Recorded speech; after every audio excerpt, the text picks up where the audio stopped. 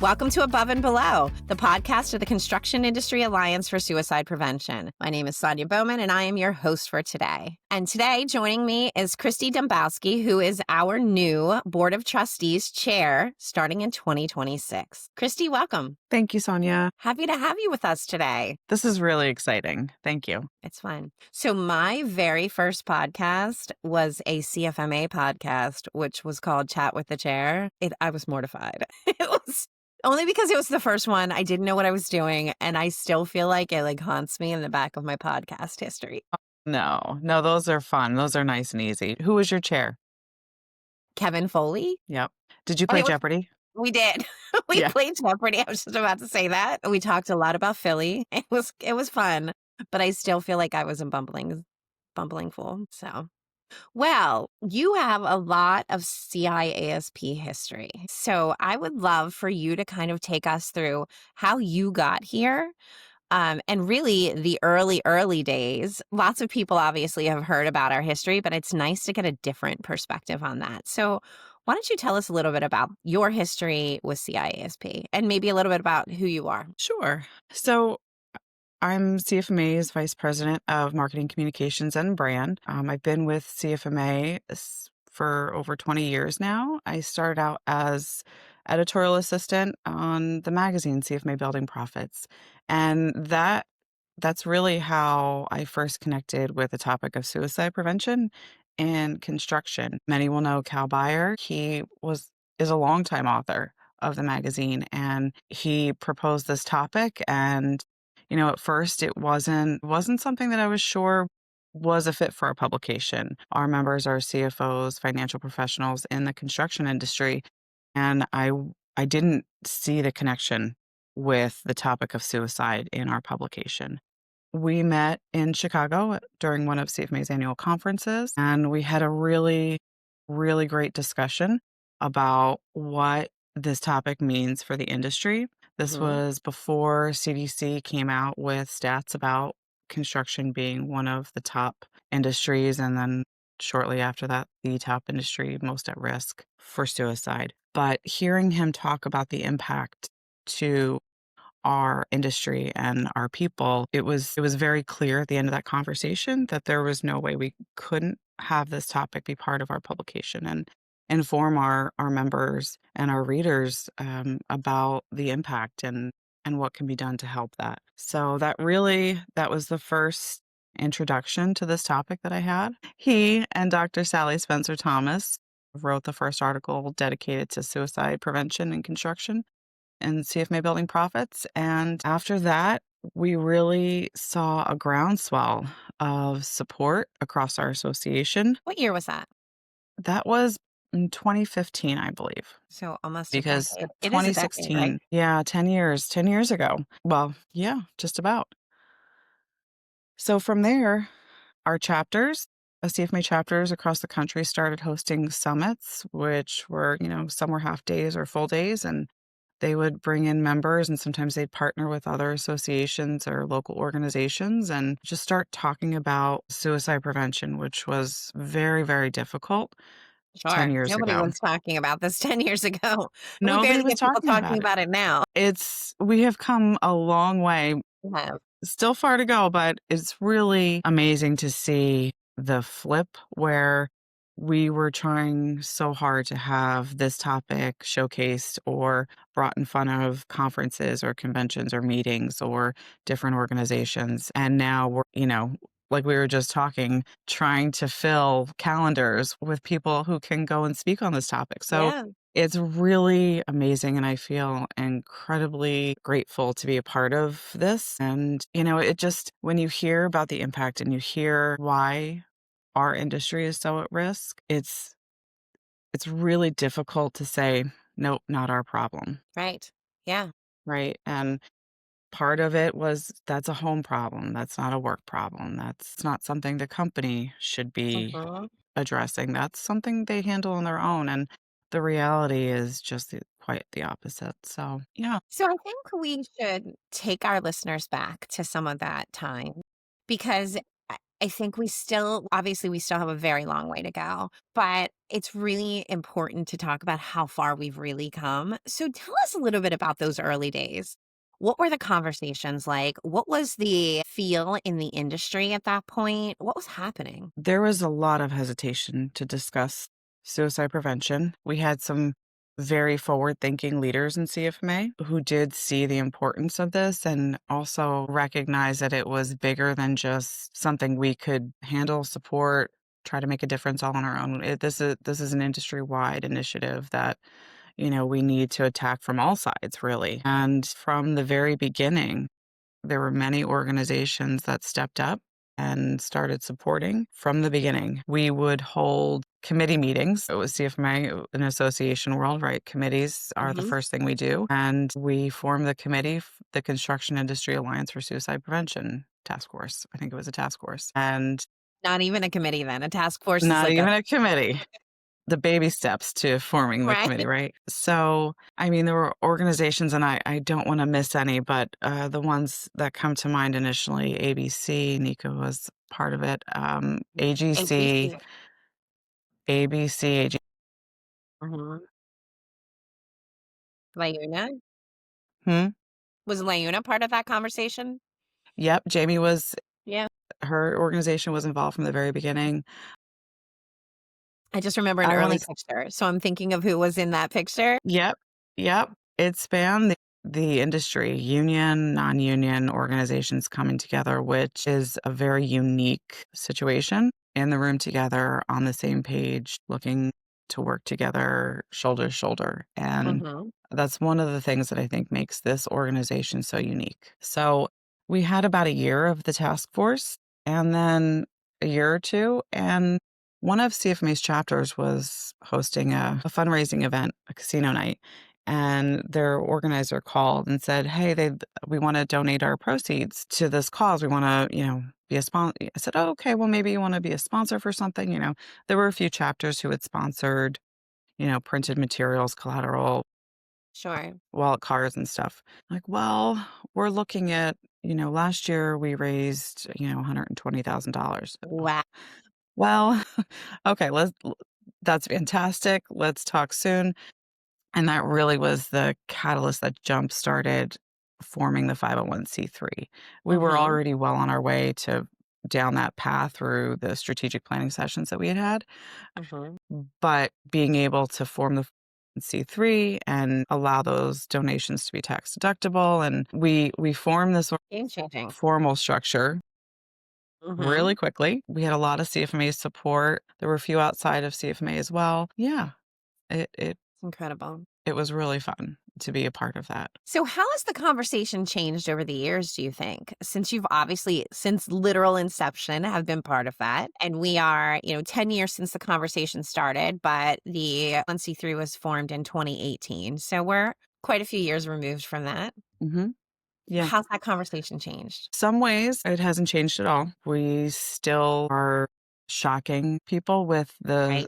staggering We still statistics. They are unfortunately still extremely high. So introducing this as an important and really critical issue is still happening. What has changed is the receptiveness to the topic, acceptability of even saying the word Mhm, suicide. That has changed. It has become more normalized to have the conversations mhm, around suicide prevention. It is more normalized now to talk about mental health, mental wellness mhm, as it relates to the workplace and in general. And so it has changed that people are seeking content, people are seeking training, people are seeking information. mhm, More people are getting involved in organizations like CIASP, doing things within their own companies and their own organizations.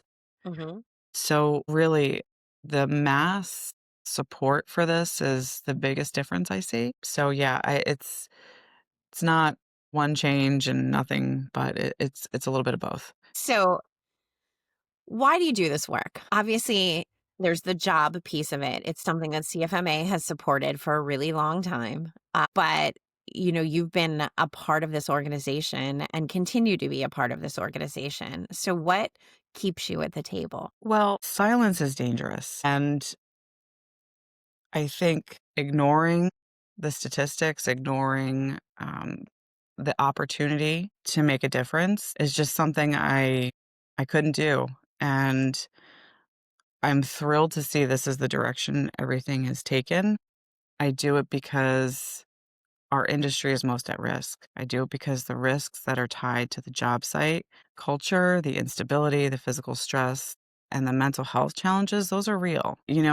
There's a person under every hard hat, behind every desk because it's not just the field, although that is a huge part of it. It's the field, it's the office. With the industry being more than 90% male, their husbands, their fathers, their friends. They're not just workers. They're not just people in construction careers.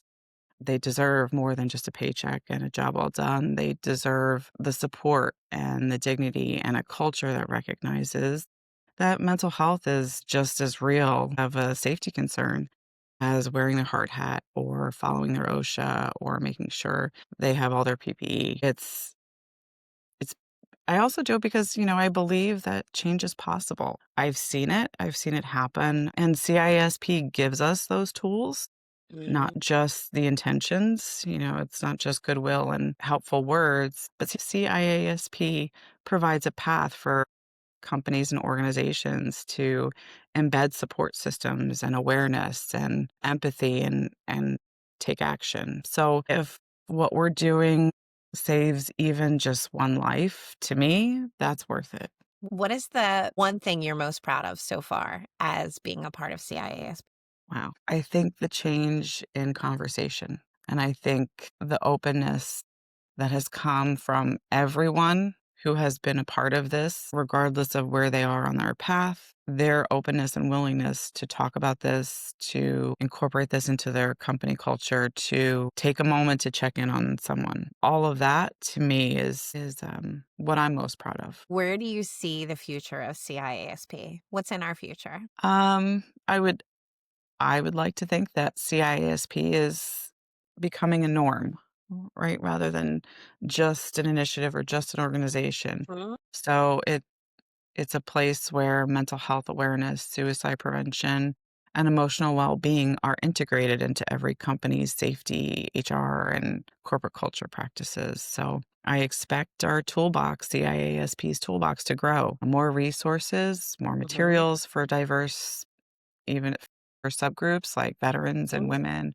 some underserved populations, expanded training, postvention supports. I know that's something that we're really focused on, expanding our multilingual resources and making sure that we have materials for companies and organizations of all sizes. So, an even stronger alignment too Mhm. across the industry, I think is a big role that we can play. There's a lot of support in this space, and I think we are uniquely positioned to be able to align contractors and unions and insurers and safety leaders, trade associations who are all working together to treat this as a measurable component of safety and worker well being, just like physical risk prevention. So, ultimately, I feel very passionate and strongly about our vision for a zero suicide industry where workers know that they're supported and their companies know how to help and they feel valued and seen and safe throughout all aspects of the industry.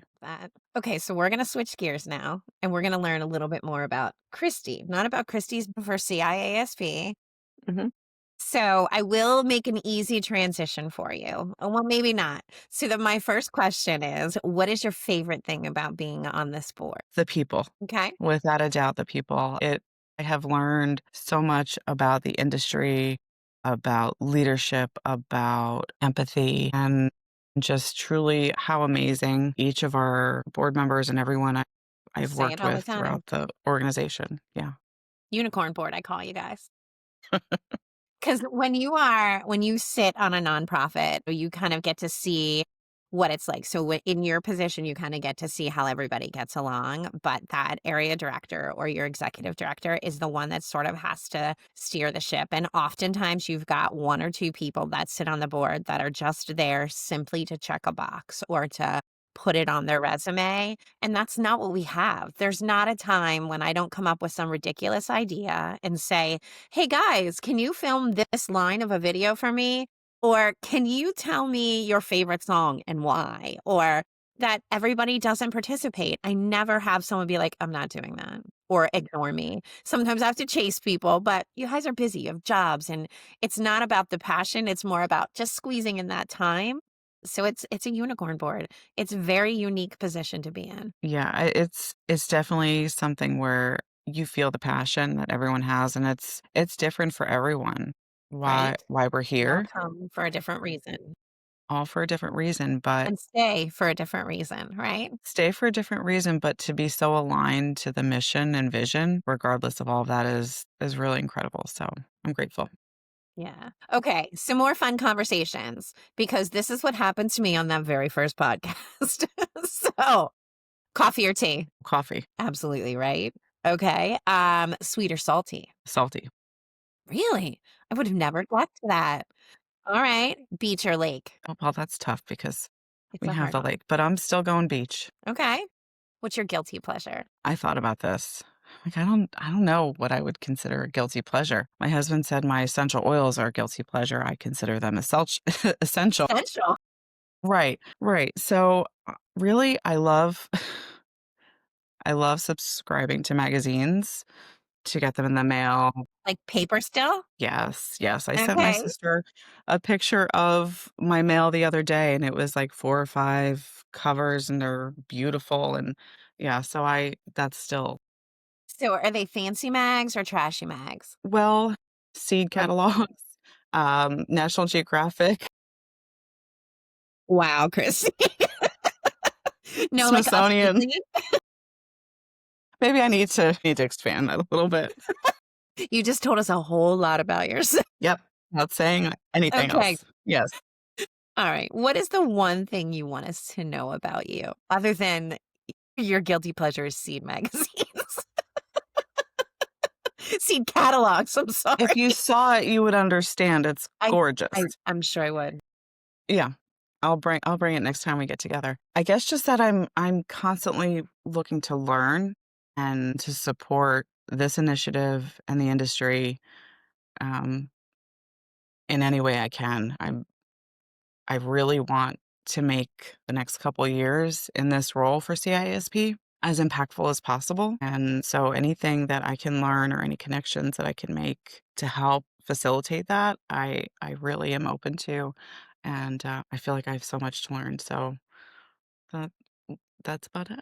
All right. So we ask every guest on our podcast, whether Zalk's with me or not, what their word of the year is. And I know we did this at the beginning of next year, but have you changed your word or what will the 2026 word of the year be for you? Ooh, yeah, I haven't yet thought of that. I may carry over. I may carry over grace. Mm-hmm. I I like think that one too. I can still do some more work in that area. Grace for myself, grace for others. Impact. I like That's the word I'm that. gonna go with.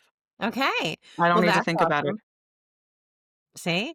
So I changed up my word of the year as well. Mine was intentionality last year. And this year it's community because we have an opportunity to bring all of the people doing this together to form one big community. So I think it goes really great with your word of impact because that community is going to make a big impact. We did not plan that, but it We works did not. very well. See? Yes, Happens often.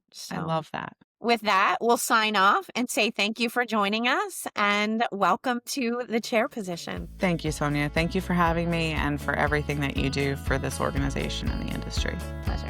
Thanks for listening, everyone. Take care. Bye.